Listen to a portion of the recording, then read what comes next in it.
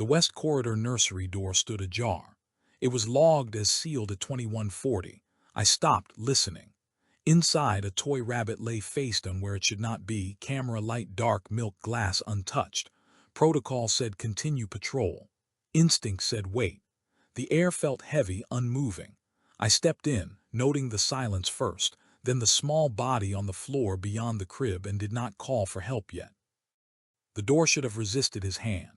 Nursery doors always did, balanced closers, quiet magnets, a soft pull that finished the seal after release. This one moved too easily.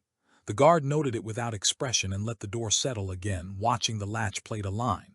It did not click. He eased it open once more and checked the frame with his torch angled low, light skimming the brushed metal. No damage, no forced entry, just a door that had been opened and not closed. He stepped back into the corridor and brought up the log on his wrist unit. Time stamps scrolled cleanly. Environmental seal, secure at 2140, no override after. The corridor lights hummed at their usual low frequency, a sound he had learned to hear only when it changed. It had not changed. Temperature steady. Air handling normal. The building was behaving as if nothing were wrong. He marked the discrepancy privately and did not transmit it. That choice came as a pause rather than a decision. He had learned to pause first. At the nursery threshold, he glanced to the ceiling corner where the camera dome should have shown a faint blue indicator.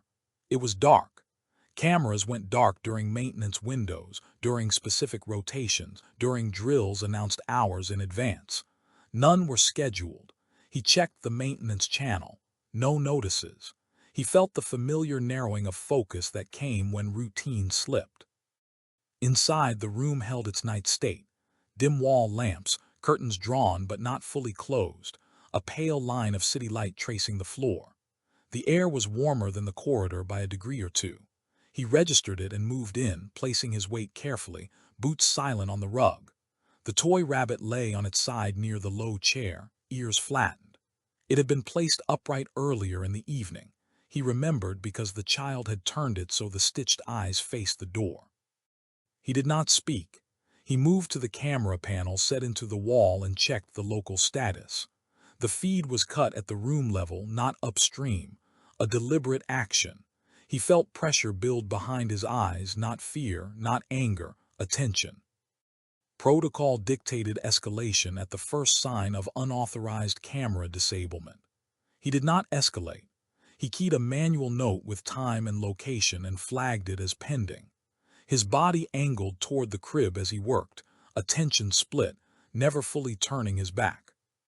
The child was not in the crib. He crossed the room in 3 measured steps and knelt. The small form lay on the floor beside the crib, turned slightly, one arm tucked beneath. He placed 2 fingers at the neck, counting without moving his lips. Breath present, shallow. Skin cool to the touch but not cold. He adjusted the angle of her head with a practiced gentleness, ensuring the airway remained clear. There were no visible marks, no blood, no disturbance to suggest a fall from height. The rug beneath was undisturbed, fibers still aligned. He checked the glass on the side table, milk untouched, skin forming on the surface. He noted the time it would have taken. He noted the silence, no alarms, no alerts, no raised voices beyond the walls. He reached for his unit and hovered over the alert channel. Footsteps approached in the corridor. He heard them before the door moved, a measured pace, familiar weight. He straightened slowly, positioning himself between the child and the entrance, not blocking, just present. The door opened wider this time. "Why is this room unsealed?" a voice asked, low, controlled. The guard met the speaker's eyes and said only, "There's a log error." Behind him, the camera remained dark. The child did not stir. The official stepped into the nursery without haste, closing the door behind him with care that felt deliberate. His presence altered the room more than the light did, pressure shifting, the air seeming to settle. He was senior staff, not command, not uniformed. Access-level authority, the kind that did not need to raise its voice. His eyes moved from the guard to the child and back again, assessing distances, positions, what had been touched. "A log error doesn't open doors," he said. No, the guard replied. He did not move from where he stood. His hands remained visible, empty. It doesn't. The official glanced at the dark camera dome. Then, why haven't you reported it? The guard answered by stepping aside just enough to reveal the child's face. He did not gesture. He did not dramatize. The evidence was quiet and sufficient. The official's gaze dropped. His jaw set, then relaxed into something practiced. She's breathing, the guard added, because it mattered that it be said aloud. The official nodded once, already reaching for his own unit. He stopped himself midway through the motion. The pause mirrored the guard's earlier one, though it did not carry the same weight. Medical will need to be called. Yes, the guard said, through the internal channel. The official looked up sharply. That's not your call. The guard met his eyes.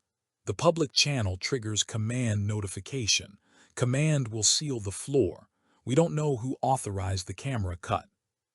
Silence stretched. The hum of the lights pressed in. Somewhere in the building, a door closed, distant, ordinary. The official lowered his hand. You're suggesting internal misuse.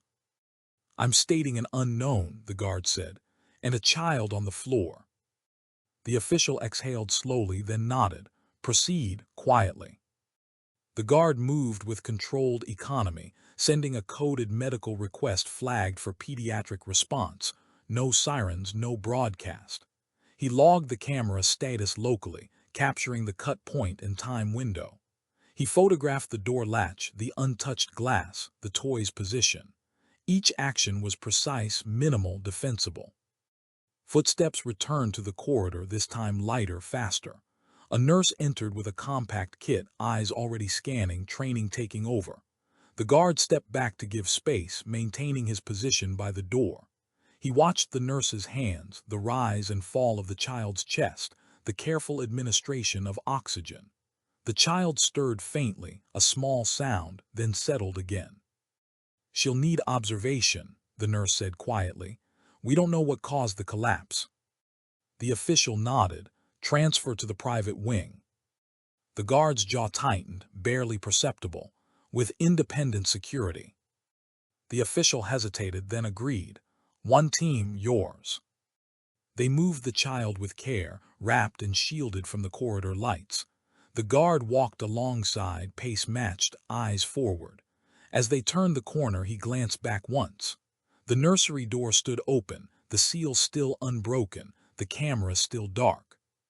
He transmitted a single update to his supervisor. Location, status, no conclusions. He did not include names. He knew the weight of what he had delayed and what he had set in motion. Behind them, someone would notice the missing feed.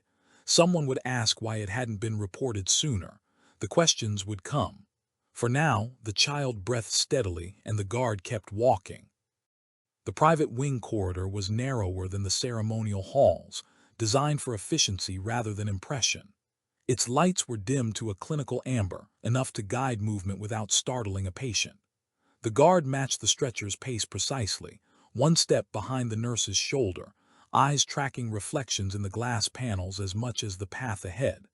Every junction was a calculation. Who could appear, which doors were keyed, how sound carried. The child's breathing remained shallow but regular. A small monitor clipped to her wrist pulsed softly, its glow the only moving light. The nurse adjusted the blanket once, smoothing it flat, then did not touch her again. The guard noticed the restraint in that choice. Too much contact invited noise, questions, attention. At the entrance to the observation suite, the senior official slowed. Only essential staff, he said, already sounding as though the decision had been his all along. The guard nodded and keyed the lock himself, his credentials overriding the default security ring. Inside, the room held a controlled stillness. Muted walls, one bed, one chair, no windows. The air was cooler here, filtered more aggressively. He felt it settle against his skin as the nurse transferred the child carefully onto the bed. Vitals were checked again, pupils responded, no external trauma.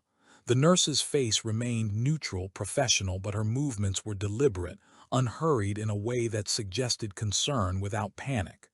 "We'll need blood work," she said, "and a scan." "Use the internal lab," the official replied. The guard's gaze shifted briefly, then returned to the child. Internal labs meant fewer records crossing systems, fewer eyes. He noted it without comment.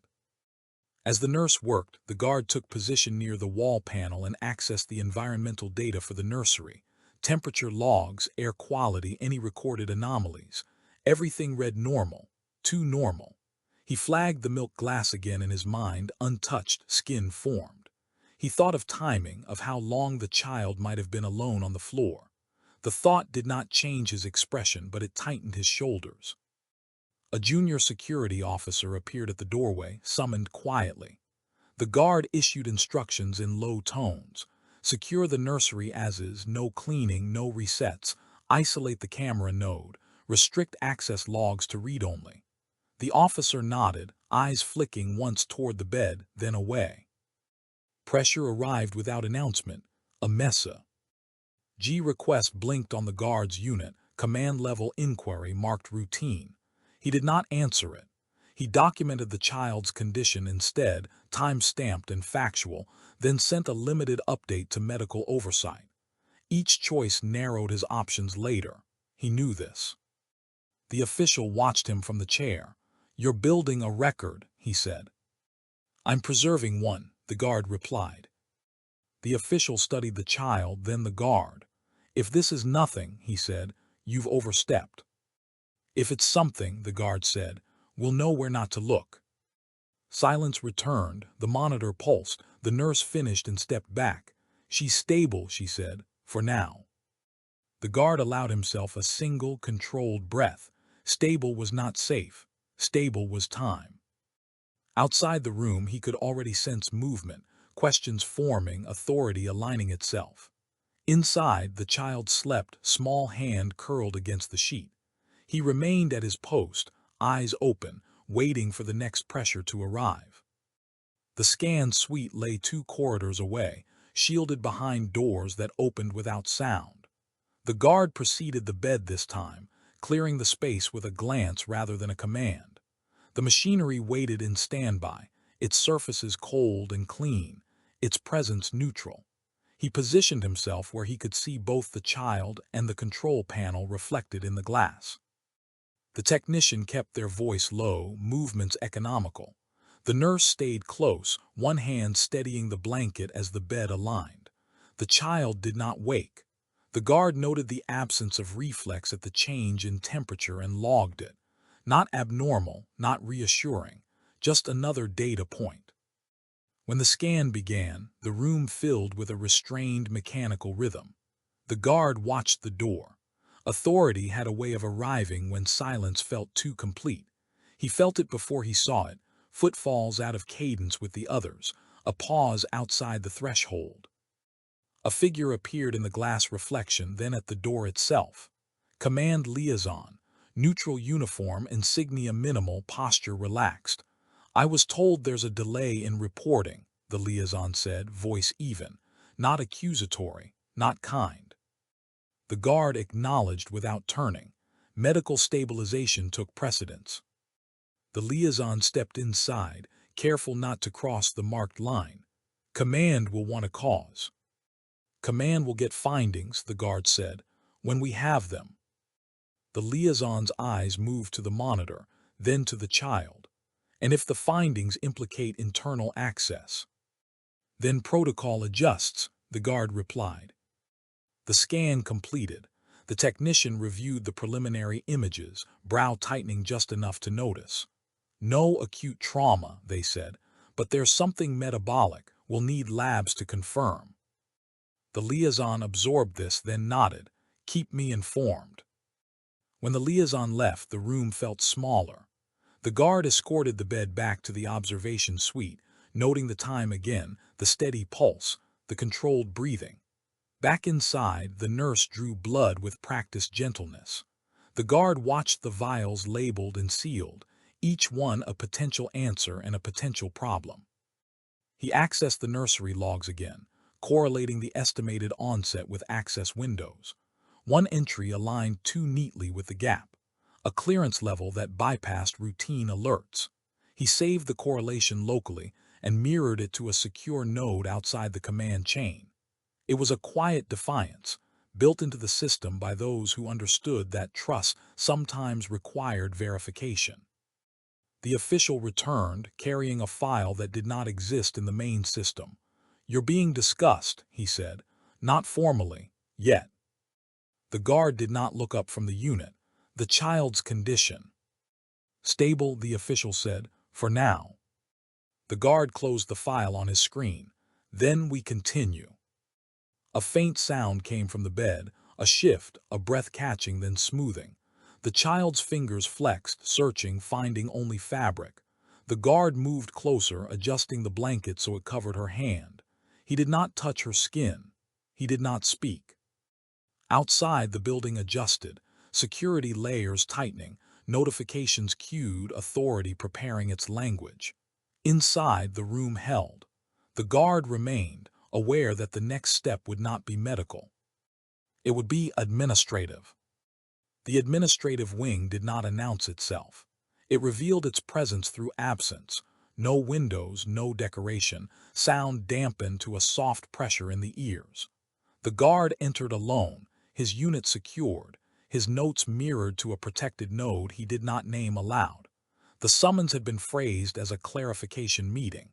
The timing made it something else. He paused at the threshold long enough to register the temperature drop. Intentional. Meetings that mattered were kept cool. Inside, the table was bare. 2 chairs occupied one side, one the other.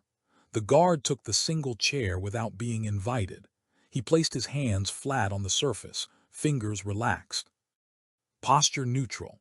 He had learned that tension read as uncertainty to people who mistook calm for compliance. The first authority arrived without ceremony. Operations director, civilian, precise. She nodded once and sat. "Walk me through the delay," she said, already opening a file. The guard spoke in sequence.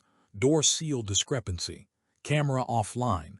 Child found unconscious. Stabilization. Quiet medical channel. No interpretation. No emphasis.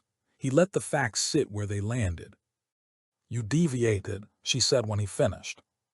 "Yes." "Protocol exists to prevent unilateral judgment." "Yes." "And you chose instinct." "I chose containment," the guard said. "Instinct informed it." She closed the file. "You understand the risk." "I understand the child," he replied. The second authority entered then, uniformed, command track, expression unreadable. He did not sit immediately. He stood behind the chair, a physical reminder of hierarchy. "If every guard acted independently," he said, "we'd have chaos. If every guard waited," the guard said evenly, "we'd have funerals." Silence followed, not shock, consideration. The operations director leaned back slightly. "You're accusing internal personnel without evidence." "I'm preserving evidence," the guard said, "before it's shaped." The command officer finally sat. "You isolated systems, restricted access, you created blind spots." "I prevented premature access," the guard said. "There's a difference." The room's lights dimmed a fraction, shifting to evening mode. Time passed unnoticed. Questions came in variations. Why this channel? Why not command? Why trust your assessment? Each answer was measured, bounded by policy language the guard knew as well as they did. Pressure increased without voices rising. Consequences were implied, not stated. Reassignment, review, temporary suspension pending findings. The guard acknowledged each possibility with the same nod. None altered his posture. A message pulsed on his unit, medical update. The child had stirred, briefly conscious, disoriented, then asleep again. No distress, no explanation. The guard did not share this yet. He waited for the right moment, understanding that information carried weight only when placed carefully. The operations director folded her hands. "If this resolves as accidental," she said, "your actions will be questioned." If it resolves otherwise, the guard said, they'll be documented. The command officer's gaze sharpened. You're forcing a line. I'm standing on one, the guard replied. They dismissed him without resolution. That, too, was intentional. In the corridor, the guard felt the building again, the subtle shift as access permissions recalibrated around him. Not locked out, not trusted, observed. He moved toward the observation suite, aware that protocol would now press harder, not to protect the child but to protect itself. Inside the suite, the child slept, breath steady. The guard resumed his position by the door, knowing the conflict had moved from systems to people. The observation suite lights had been dimmed further, adjusted to a circadian setting meant to reduce stimulation. The guard noticed the change immediately. Someone else had access. He logged the timestamp and let it sit. A physician stood at the foot of the bed, tablet held close, voice lowered out of habit rather than instruction. She asked where she was, the physician said. Briefly, no panic, no pain reported. The guard nodded once. Consciousness changed the parameters. It also changed the urgency of certain questions. Did she say anything else? Only that the room was dark, the physician replied, and that she thought someone was there. The guard did not ask who. Children filled gaps with comfort when memory blurred. He thanked the physician and stepped back to his post. The small hand on the bed shifted again, fingers curling toward the edge. He adjusted the blanket a second time, slower than before, ensuring it stayed within her line of sight when she woke. A notification chimed, subtle, coded. His access had been modified, not revoked, tiered. He could feel the constraint in the system responses, a half-second delay where none existed before. It was a warning dressed as caution. The senior official returned, stopping just inside the doorway. Command wants a written account, he said. Now. They have one, the guard replied. They want a different tone. The official did not argue. They're concerned you're establishing precedent. The guard kept his eyes on the child. I'm establishing a timeline. The official hesitated. There's talk of bringing in an external review, limited scope. Limited by whom? The guard asked. The official did not answer. He shifted his weight, then said, if you push too hard, they'll pull you out of here. Then someone else will stand here, the guard said, and they won't know what to watch for. The official studied him, then nodded once, as if conceding a point he would not repeat. He left without another word. Hours passed in measured increments. Lab results arrived piecemeal, each one narrowing possibilities without confirming any. A mild sedative present within ranges that could be explained or exploited. The guard documented the result and flagged the access path to pharmaceuticals within the wing. Another quiet line drawn. At dawn, the child woke fully. She did not cry. She looked around, eyes adjusting, then fixed on the guard. Recognition softened her expression. He remained still, allowing the nurse to speak first to anchor her in routine. When the nurse stepped away, the child's gaze returned to him. Door was open, she said softly. The guard inclined his head. Yes. Light was off, she added, frowning as if solving a small problem. He made a note, not verbal, internal. You're safe now, he said, because it was true in that moment. Outside the suite, movement increased. Day staff arrived. Authority recalibrated with daylight. The guard felt the shift and understood that night decisions were easier to challenge in the morning. A final message arrived from command. Temporary reassignment pending review. Effective immediately. He read it once, then again he did not respond. Instead, he forwarded his compiled record, logs, images, timestamps, access correlations, to an independent oversight channel authorized but rarely used. He included no commentary. When he looked up, the child was watching him again. He remained at the door, posture unchanged, until relief arrived. Another guard, competent, briefed, aware. As he stepped away, the building seemed to exhale. The conflict had not resolved, it had formalized. And somewhere in the system, a line had been crossed that could not be uncrossed. Reassignment did not remove the guard from the building. It repositioned him. His credentials still opened doors, just not the ones that mattered most. The system responded to him with a careful politeness. Permissions granted after brief verification, access paths narrowed, audit flags silently attached. He felt it in the rhythm of movement, the way doors hesitated before yielding. He was stationed one level below the private wing, within reach but outside the immediate circle. From here, he could see patterns without being seen as often. That, too, had its uses. He began with access logs, not the central ledger that would draw attention, but the peripheral systems that recorded confirmations rather than commands. Elevators, service corridors, climate control adjustments. Individually, they were meaningless. Together, they formed habits. Habits belong to people. The time window aligned again, a clearance that allowed camera suppression without triggering a maintenance notice. Rare, senior, trusted. He cross-referenced it against movement data and found a single anomaly, a short dwell time outside the nursery that did not correspond with any scheduled duty, too brief to linger, too precise to be accidental. He saved the segment and closed the file.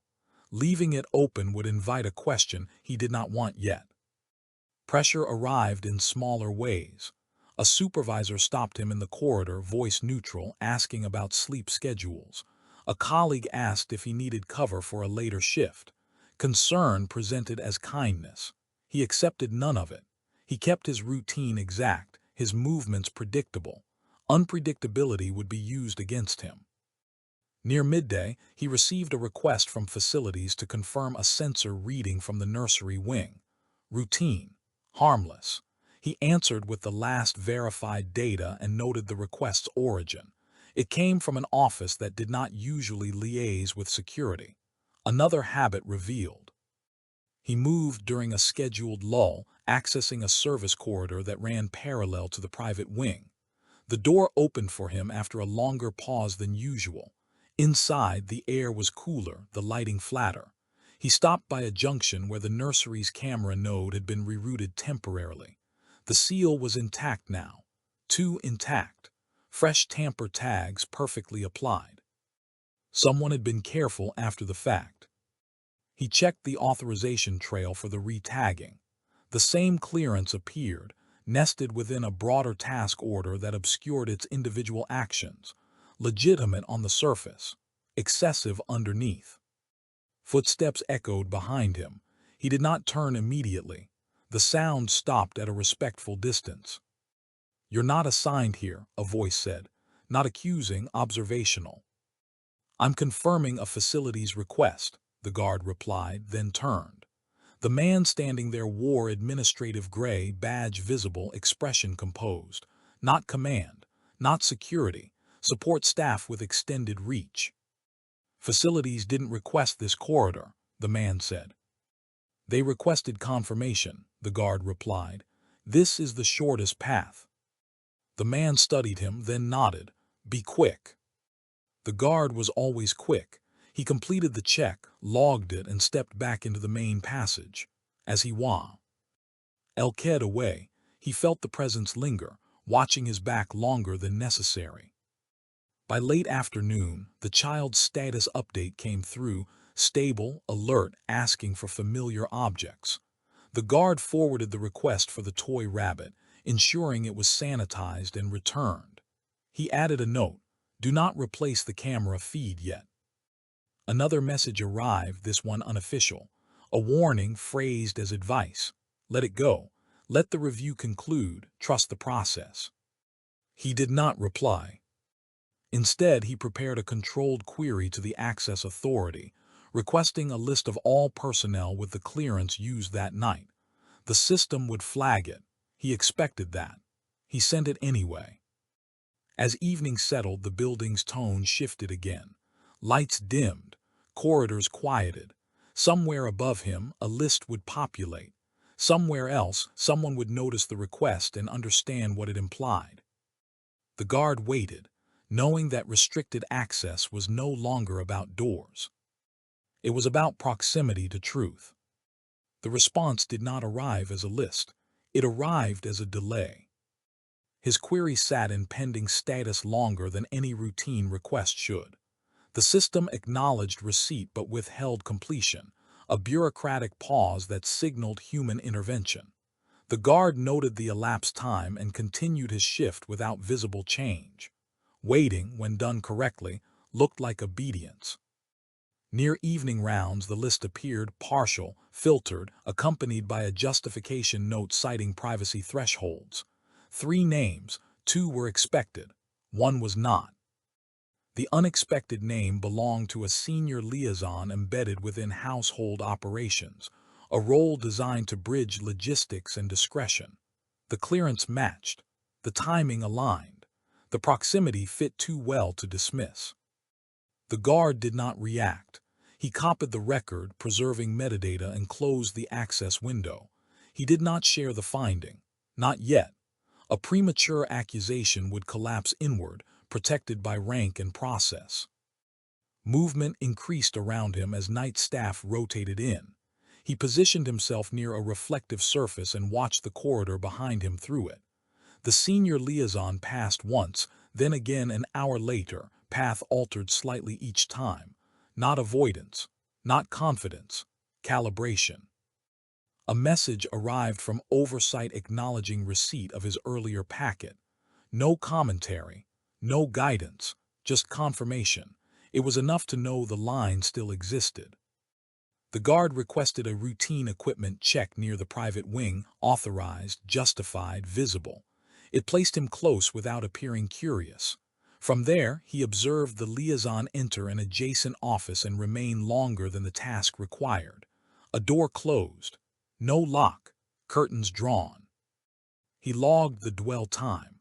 He logged the clearance used. He logged the absence of a secondary badge trace. The building, when observed long enough, confessed in small ways. Later, the liaison approached him directly. "You're thorough," the liaison said, tone light, conversational. "People notice." "Systems notice," the guard replied. The liaison smiled. "Systems can be adjusted." "So can records," the guard said. The smile faded just enough to register. "Be careful," the liaison said. "You're close to stepping outside your remit." The guard met his gaze. "I'm already there." They parted without escalation. That, too, was deliberate. Near midnight, the child's wing reported a brief power fluctuation, localized, corrected instantly. The guard accessed the diagnostic and found a manual test logged under the same clearance. No impact, no need, a reminder. He forwarded the correlation to oversight with a single line, pattern emerging. He included no names. As the building settled into its deepest quiet, the guard understood the shift. Authority had moved from passive pressure to active signaling. Warnings were being issued without words, boundaries tested without breaches. He adjusted his position to maintain line of sight to the service junction that fed the private wing. He did not expect a repeat attempt. He expected containment. Somewhere above, the child slept, safer but not secure. Somewhere nearby, someone calculated risk. The guard remained still, knowing the next chapter would not begin with a door. It would begin with a choice. The decision was made without ceremony. No alert, no authorization request, just a recalibration of priorities that settled into place as the guard reviewed the night's quiet indicators. Authority had begun to contain. That meant intervention, if it came, would be subtle, or not at all. He chose subtle. The private wing security detail rotated at 0200, a narrow window when familiarity dipped and routines overlapped. He positioned himself in the service spine 2 minutes before the change, posture relaxed, presence unremarkable. The corridor smelled faintly of disinfectant and warm air. He listened to the building's rhythm, vents cycling, distant footsteps, the soft confirmation tones of access points. We. And the rotation completed, he moved. The observation suite door opened to his credentials with a fractional delay. Inside, the lights remained low. The child slept on her side, breathing even, one hand curled near the edge of the blanket. A night nurse sat nearby, eyes on a chart rather than a screen. The guard nodded once. No words were exchanged. He checked the room's independent monitor, still offline, as ordered. Good. He did not touch the child. He adjusted nothing. His intervention was not physical, it was procedural. At the wall panel, he initiated a compartmentalized security mode reserved for dignitary transitions, legitimate, documented, rarely used. It isolated the suite's data flow from household operations while maintaining medical access. To an external viewer, nothing changed. Internally, paths closed. He sent a single message through the medical channel, addressed to a consultant he trusted by reputation rather than relationship. The content was sparse: patient stabilized, unexplained sedative trace, request independent review. No names, no accusations. The consultant acknowledged with a time stamp and a promise of discretion. Footsteps approached. The guard turned as the senior liaison entered the doorway, stopping short when he saw who stood inside. The liaison's eyes flicked to the nurse, then back. "You're not assigned here," he said quietly. "I am now," the guard replied, equally quiet. The liaison stepped closer, careful not to cross into confrontation. "You're creating redundancies," he said. "It complicates care." "It protects it," the guard said. The liaison's gaze hardened. "You're making this worse." The guard considered the child's steady breathing, the absence of alarms, the closed loops he had just created. "I'm making it slower," he said. "That's different." Silence held. The nurse shifted in her chair, sensing tension without context. The liaison glanced at the panel and seemed to register the change. "You'll answer for this," he said. "Yes," the guard replied. The liaison left without further comment. The door closed softly behind him. Minutes later, a notification arrived from command. Status inquiry marked urgent. The guard did not respond immediately. He waited for the nurse to step out on a routine check, then sent a concise update. "Child stable, observation ongoing, no incident." True enough to stand. He remained by the door, listening to the building adjust to the new configuration. Somewhere, access requests would fail quietly. Somewhere else, questions would queue. The child stirred, eyes fluttering open. She did not speak. She looked at the guard, then at the dim room, then closed her eyes again. He shifted his stance slightly so his shadow did not fall across her. Outside, authority recalculated. Inside, the intervention held, silent, contained, and temporary. It would not stay that way. The response came sooner than expected. Not through alarms or raised voices, but through the system's tone shifting again. Queries stacking, permissions requesting reconciliation. A quiet insistence that something be normalized. The guard felt it as a tightening, like a net being drawn without urgency. A senior physician arrived just before dawn, credentials verified twice before the door admitted her.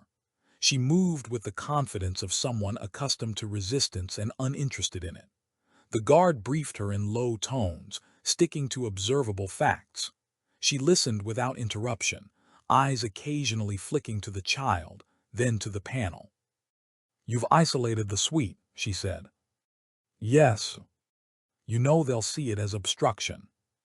"They'll see it as protection," the guard replied, "if they choose to." She regarded him for a moment longer, then nodded. "I'll conduct the review here, no transfers." That decision carried weight. It also drew attention. Within minutes, a request came from household operations to reestablish standard routing for efficiency.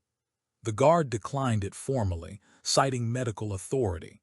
The system logged the refusal and moved it up the chain. Pressure arrived in person shortly after. Two officials entered together, operations and command, faces composed, voices measured. The room felt smaller with them in it. The guard stood at ease, not yielding ground, not challenging. "You've exceeded your scope," the command officer said.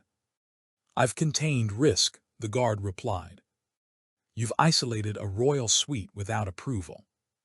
"With medical concurrence," the guard said, and gestured slightly toward the physician, who did not look up from her tablet. The operations director exhaled slowly. "This ends now. Restore normal routing." The guard paused, not long enough to be defiant, long enough to be precise. "When the review concludes." "And if we order you?" "Then document it," the guard said, "with your names." Silence followed. Not anger, calculation. The officials exchanged a glance that acknowledged the cost of forcing compliance in writing.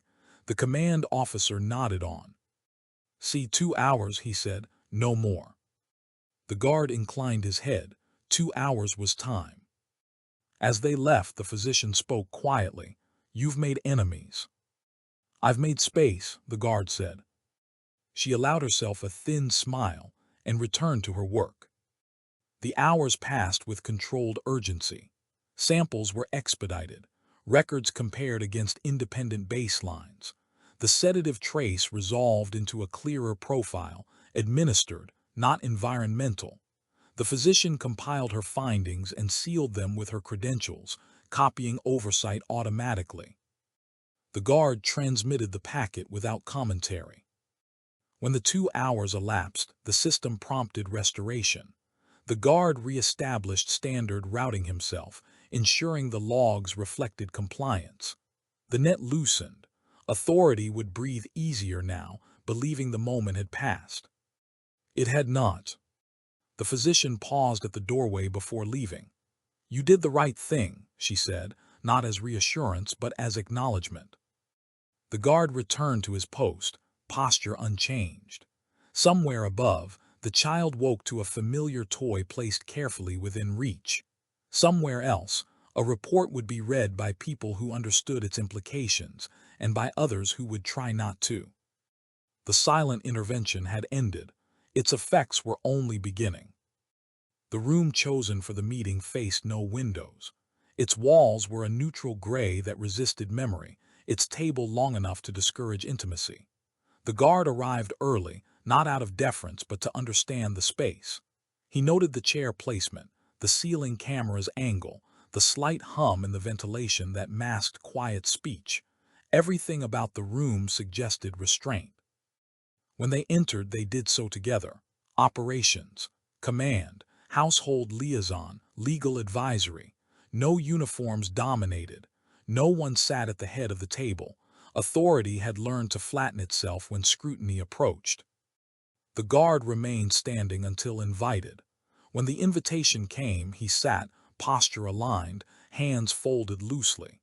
He did not bring his unit. His record had already been distributed. "This is not a disciplinary hearing," the legal advisor began, voice precise. "It's a clarification of actions and intent."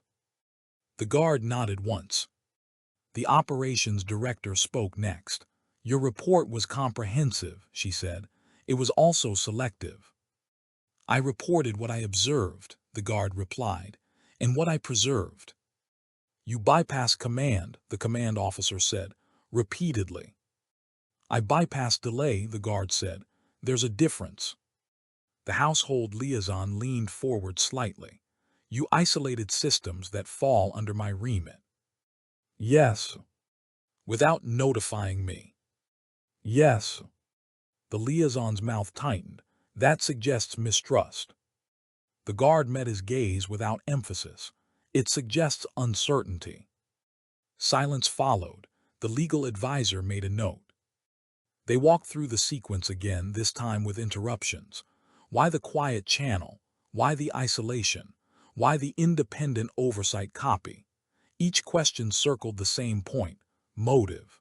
The guard answered without defending himself, anchoring every response to procedure, to timing, to the child's condition. At one point, the command officer slid a document across the table. "This is your temporary reassignment order," he said. "It can become permanent." The guard glanced at it and pushed it back. "Noted. You're willing to accept that?" "I'm willing to accept review," the guard said, "not reclassification." The operations director exhaled. "You're forcing us to choose between optics and outcome." "I'm forcing clarity," the guard replied. The legal advisor looked up. "Do you allege wrongdoing by any specific individual?" The guard paused. This was the moment the room had been shaped for. Accusation would fracture the process. Silence would protect it. "I allege a misuse of access," he said, "enabled by trust, masked by routine." "And names," the advisor pressed. "When the investigation requires them," the guard said, "not before." The liaison's chair scraped softly as he shifted. "You're positioning yourself as arbiter." "I'm positioning myself as witness," the guard said. Another silence, this one heavier. The ventilation hum seemed louder. The operations director closed her folder. "We will proceed with a formal internal review," she said. "You will cooperate fully." "Yes." "You will refrain from further unilateral actions." The guard considered the wording. "I will prioritize the child's safety," he said, "within my authority." The command officer watched him closely. "That answer will be noted." They dismissed him without resolution. Again. Outside the room, the corridor felt brighter, though the lighting had not changed. The guard walked steadily, aware that restraint had been mistaken for compliance before, and would be again. The confrontation had ended without accusation. That was intentional. The corridor beyond the meeting room carried sound differently, as if the building itself had thinned. The air, footsteps echoed longer. Voices from distant offices bled faintly through walls. The guard walked without haste, aware that movement itself was now a data point. He felt the recalibration before he saw it. His unit vibrated once, soft, restrained. Access adjustment confirmed. Not punitive, not permissive.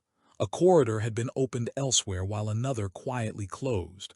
Authority rearranged space when it could not rearrange facts.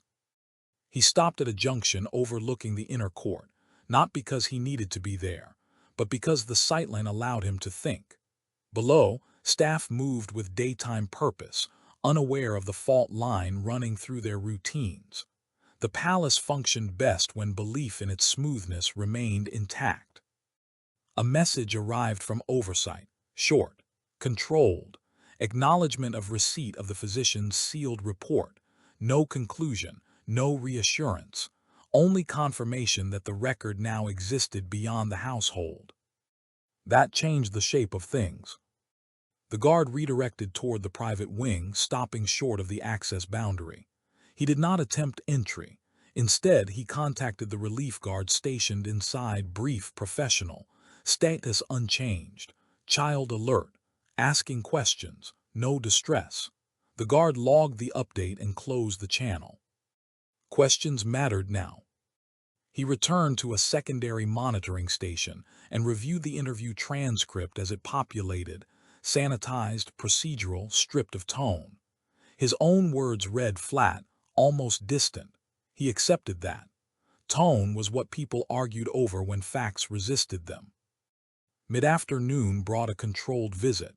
The household liaison appeared again, this time without accompaniment. He stood at a respectful distance, hands visible, posture open. "You've complicated things," he said. "Yes," the guard replied. "You've also slowed them," the liaison added. "That buys time." "Yes." The liaison studied him. "If this ends without confirmation, you'll carry it alone." "I already do," the guard said. A pause, then quieter. "And if it does?" "Then it won't matter who carried it first," the guard replied. The liaison nodded once, as if acknowledging a truth he would not repeat. He left without further comment. As evening approached, the building settled again. Reviews were scheduled, interviews planned. Systems returned to routine with an extra layer of logging no one mentioned aloud. The palace preferred adjustment to admission. The guard remained at his station until relieved. As he prepared to leave, another message arrived, this one from medical oversight. The child had asked a question during her afternoon check. "Why did the lights go out?" she had asked. No answer had been given yet.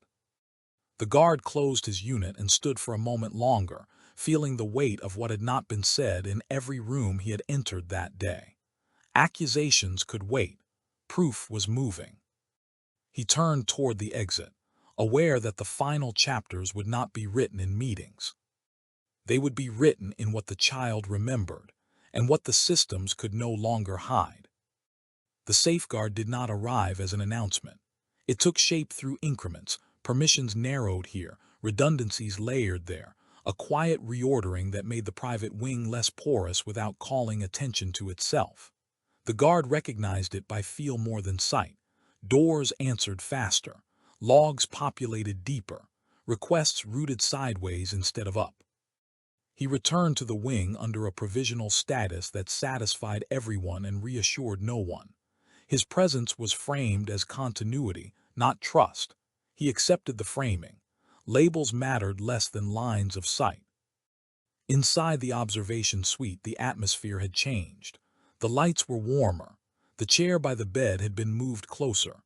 The child sat upright now, supported by pillows, hair brushed, the toy rabbit placed where it could not fall. She tracked movement with calm curiosity, not fear. That too was data. The nurse briefed him in a low voice. "She's asking about routines," she said. "What happens next? Who comes in?" "Tell her what will happen," the guard said, "not who decides it." The nurse nodded, understanding the difference. A new protocol banner appeared on his unit, temporary, unsigned, effective immediately.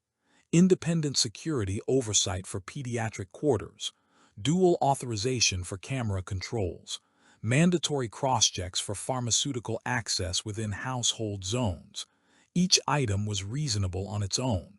Together, they formed a barrier. Someone had agreed to this. Someone else had been outvoted. He took position near the windowless wall where reflections did not interfere with the child's view. He watched the door, the panel, the rhythm of care. He did not speak unless addressed. When the child looked at him, he acknowledged her with a nod. Presence, not reassurance. Footsteps paused outside. The operations director entered alone, holding a thin folder. She did not sit. "This is temporary," she asked. "Aid not unkindly." "So is the risk," the guard replied. She regarded the child, then the room. "Oversight will conduct interviews," she said, "including yours." "Yes." "And if nothing conclusive emerges." The guard answered after a beat. "Then the safeguards remain justified." She closed the folder. "You're changing how we do this." "I'm clarifying it," he said. She studied him, then inclined her head and left. The door sealed properly behind her this time. He listened for the click. It came. Later, the physician returned with a measured update. The findings suggested intent without conclusiveness. Enough to warrant protection, not enough to satisfy those who preferred certainty to prevention. The report would travel, so would resistance. As evening settled, the child asked to walk. The nurse supported her carefully. The guard adjusted his position to keep pace, matching steps, keeping distance. They made it to the end of the corridor and back. No dizziness, no fear. The building watched them and learned a new pattern. When she was settled again, the child looked up at him. "Door won't be open now," she said, more statement than question. "No," the guard replied, "it won't." Outside, the palace recalibrated its language. Safeguard replaced incident. Procedure replaced suspicion. It was not justice, it was stability. For now, the guard remained, knowing that establishing a safeguard was not an end. It was a line drawn quietly, held without ceremony, and tested by those who resented it most. Night returned with a different texture. The wing no longer felt exposed. It felt watched in a way that redistributed weight rather than adding to it. The guard sensed it in the cadence of patrols, the precision of handovers, the absence of unnecessary motion. Safeguards, once installed, trained people as much as systems did. Oversight interviews began quietly the next morning, not in conference rooms but in offices chosen for convenience. Short sessions, narrow questions. The guard answered when asked and remained silent when not. He did not volunteer conclusions. He offered sequences, time stamps, physical states. He let others attach meaning. By midday, a temporary directive circulated, limited access adjustments framed as a routine enhancement. No reference to the child, no reference to the night. Language softened edges and preserved faces. The palace had learned to heal itself by changing vocabulary first. The household liaison did not appear again. His name surfaced once in an administrative notice, reassigned to a role with broader scope and less proximity. Lateral, not punitive. Distance without accusation. The guard noted it and moved on. Safeguards did not require confessions to function. In the observation suite, the child's routine expanded. Short visits from family, carefully timed. Familiar voices. Controlled warmth. The guard remained present but unobtrusive, stepping back when invited, forward when needed. He watched how authority behaved when constrained, how it deferred, how it tested, how it adapted. On the third evening, command finalized his status. The reassignment was lifted without ceremony. No apology, no commendation, just a restored schedule and a note of expectation. He accepted it without response. Before his shift ended, he stood once more at the nursery door, the same one that had failed to seal days earlier. Facilities had replaced the closer entirely. New hardware, new logs. The latch clicked with certainty. He tested it twice, then logged the confirmation. The toy rabbit sat upright on the shelf, stitched eyes facing outward. The camera indicator glowed faintly blue. He paused there longer than required, not out of doubt but out of recognition. The building had adjusted. The risk had been reduced. The child would sleep without knowing why it had changed. As he turned away, his unit chimed with a final oversight update. Case transitioned to monitoring status. No further action required at this time. At this time mattered. The guard resumed patrol, posture steady, attention calibrated. The safeguard held, not because it was enforced loudly, but because it had been embedded carefully, where resistance would look unreasonable. The palace would continue, it always did. And somewhere within it, a line now existed that had not before.